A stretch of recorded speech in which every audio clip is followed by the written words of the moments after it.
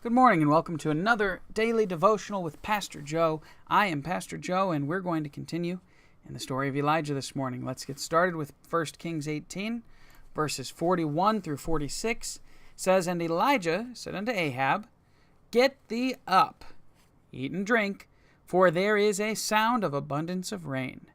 Now, at this point, there hadn't been any clouds in the sky. There was no sign of rain, just God had told Elijah to tell Ahab there was rain.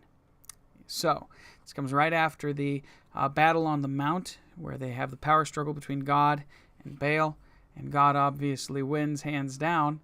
And he says, "Get thee up and eat and drink, for there's a sound of abundance of rain." So Ahab went up to eat and to drink, and Elijah went up to the top of Carmel, and he cast himself down upon the earth, and put his face between his knees, and said to his servant, "Go up now, look toward the sea."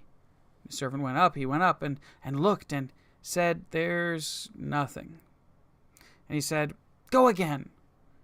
7 times he told him this. 7 times as Elijah is praying there with his head between his knees, he tells him to go look again. It came to pass at the 7th time that he said, "Behold, there ariseth a little cloud out of the sea, like a man's hand."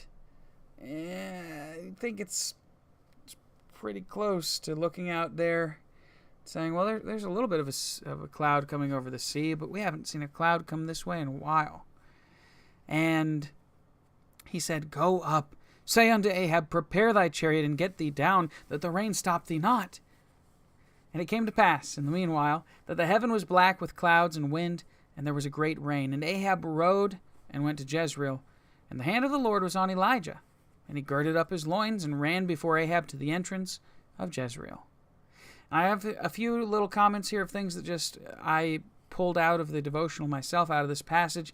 It takes real faith to tell the king after 3 years of no rain that there will be rain. Think about that. There had been 3 years with no rain at all. Nothing happened. There was nothing. But this is coming at a point where Elijah had just come into one of the most spiritual highs he possibly ever could. He just came off of this battle with the servants of Baal, and so obviously he's getting a little bit more faith in this moment than he normally would.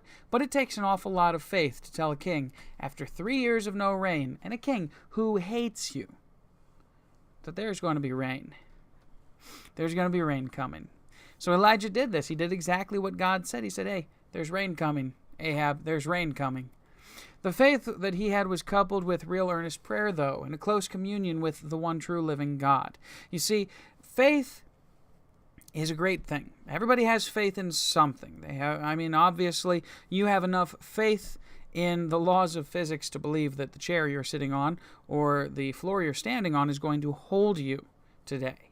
If you don't have faith in that, then you're going to be pretty scared and worried, right? I've been recently working at a job site, actually, where there was a set of stairs that were pretty scary. I didn't have much faith that they were going to hold me. And whenever I was told, well, they'll probably hold you, I said, they held that guy.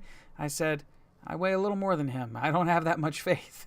But, I still took through and trusted God for it. But this kind of faith that Elijah had was not just a faith in things, not just a faith in the weather, not just a faith in, well, I guess God's going to answer to do this.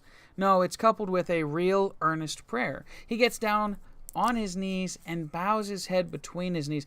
I don't know if you've been in that position before. I've been there before, but it's a really tough position to be praying in. It really is.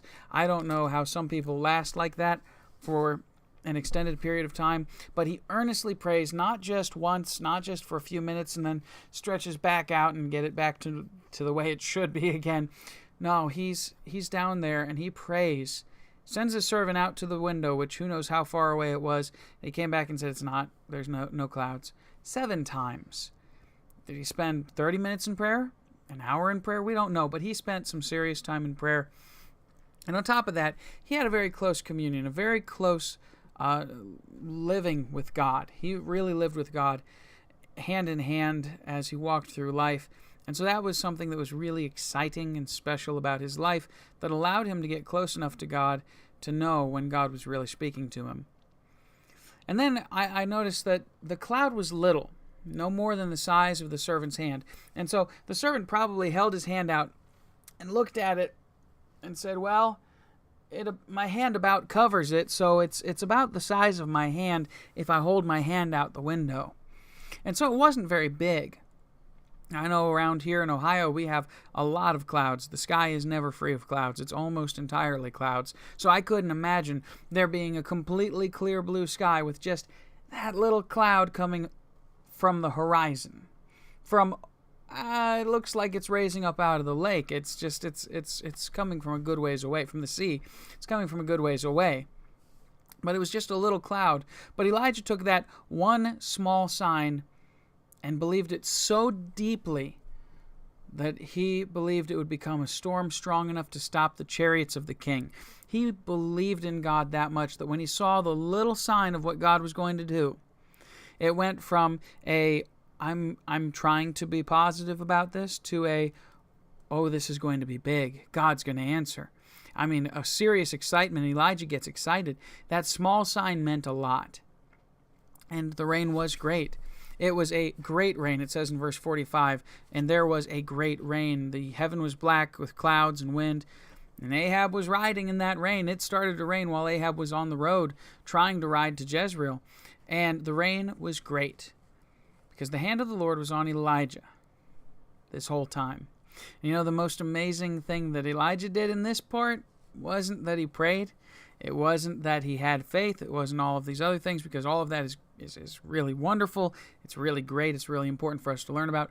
But Ahab was driving his chariot as fast as he could. And Elijah, he pulls his britches on. He gets out there and starts running. And he runs ahead of Ahab and his chariot and gets to Jezreel first. That's amazing.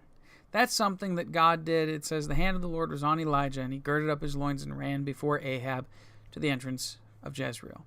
So there's just several details here I'd like you to try and think about and study and remember. I know that I was raised with a great Sunday school teacher who taught me a lot of details in these stories, and I hope you get a lot of details out of this, because I'll tell you, it's so wonderful to be able to recall the stories of the Bible at any point in time and just to be able to talk about the details and say, oh yes, I remember.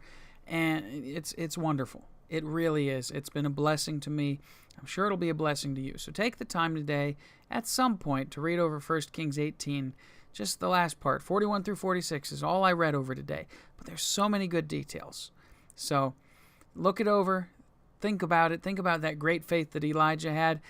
And I want to ask you, do you have faith in God that the small signs that your prayers might be getting answered are enough for you to believe deeply that there's going to be a flood, that God's going to answer in a special, in a mighty way, in a strong way? I hope so. I hope you have that kind of faith. I hope you have that kind of belief in God, because he really is the kind of God who can do amazing miracles with very small things. So, God bless. Have a great day in the Lord again. I'll see you tomorrow for another daily devotion with Pastor Joe.